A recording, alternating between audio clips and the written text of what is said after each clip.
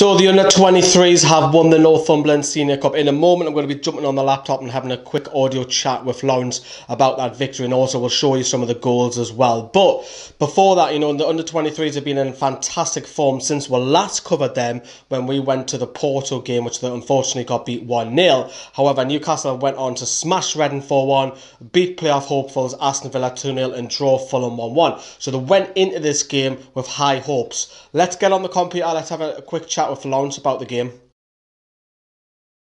Okay, then so I'm joined by Laurence, who's a regular on Fancams. He was at the game last night, so I thought, you know what, let's get him on, may as well. So, Laurence, what did you make of last night? Nice to win in style and end the season with a cup, isn't it? Well, we needed that. The reserves haven't had a good season. Done all right in the cup, so we just needed that one trophy, so we had something to remember with the season by. It's been an awful league season. We'll talk about Peter Beardsley in a moment. But, speaking of last night, what did you make of Carl Roberts? He scored a double last night. Brilliant performance, wasn't it? Well, yeah, first goal in particular, nutmegs Morpeth player and buys it home. And then, obviously, Morpeth went and equalised on the stroke of half-time, but was awful defending, wasn't it? Well, yeah. Ball comes in, we don't deal with it, and it was really frustrating conceding, first half stoppage time. I know it just didn't take ownership, did the Gillespie or Hawk? I was just really put on there as a tap-in. But, the lads went into half-time. We came out second half. Cross comes in from Adam Wilson low, and there's Roberts getting his double. He's been fantastic this season. Do you think next season for him, he needs a loan spell out for the full season? Because I think he's too good for the under-23s.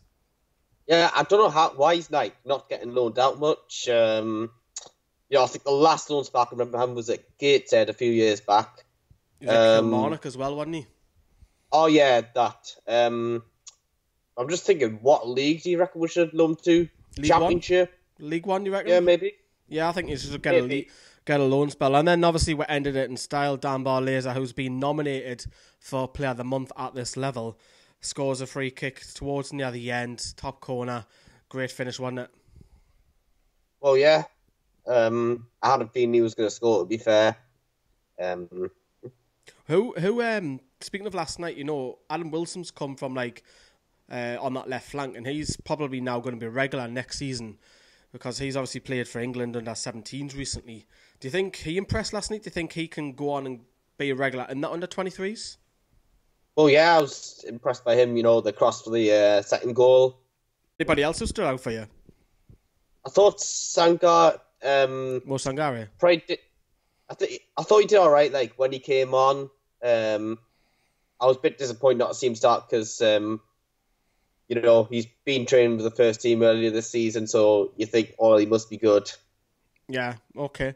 So just touching on that, as I say, it's been great that we'll win that trophy, but I wanted to get your thoughts on what happens now. The under-23s have had a poor season. We've been more of a cup team this year, and it's nice to actually win one cup. At one stage, we could have been on for the treble, but one cup's better than nothing. It's great success. It's a great learning curve for the lads.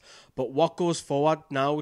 Ben Dawson is currently looking after those under-23 lads because of the Peter Beardsley investigation, and we still don't know what's going to happen. What would you like to see happen next season? I think if Peter Beardsley is innocent, then the lads that have been against him, you've got to ask questions of them. Obviously, if he has been racist, he'll have to be sacked. But yeah, I think we're going to need to get rid of some players. I know Curtis Good, the Chronicle was saying he's definitely going. Yeah, there's going to be a complete overhaul with the lads, isn't there? Yeah. Who is the next person to come out from that under-23s that may be a star? I think, we've seen Fernandez. Yeah. Barlaser playing the first team. I'd say maybe it's Carl Roberts. Yeah. Then again, more local lads, but probably Victor Fernandez. Yeah, okay then.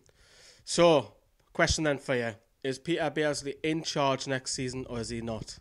I'm getting the feeling that he's innocent because apparently Ben O'Mahony is going to be going at the end of the season. Yeah, he's out of contract, isn't he? Yeah.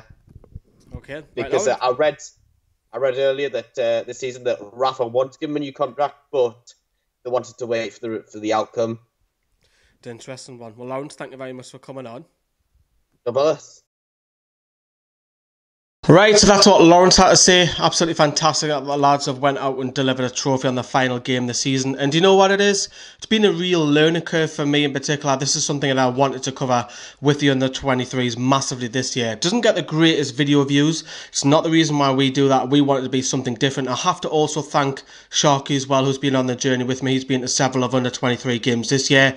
We've learnt a lot. We can actually go and say, you know, Newcastle's third choice left back is such and such. Newcastle's fourth choice right winger is such and such, where other channels can't do that. So I've learned a lot and may it continue. We'll be covering the under-23s again next season. But that is it. That is the under-23s fully done for this season. I hope you've enjoyed the coverage that we've done for it.